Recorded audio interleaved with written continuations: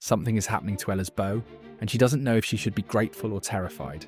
It started small, a faint glow running along the limbs, like tiny rivers of light just under the surface. Then her arrows started flying farther than they should, farther than physics allows, farther than anything she trained for. This bow isn't just equipment to her. She carried it to the Olympics at 19 years old. She stood on that podium with it, through every hard season, every doubt, every moment she wanted to quit.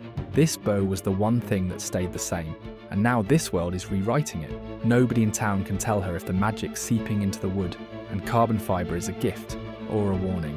Some people look at the glowing veins and step back. Others reach toward it like it's something holy. But Ella isn't thinking about any of that. She's thinking about the fact that something changed her most personal thing without asking. And she needs to decide what that means before her next shot counts for everything.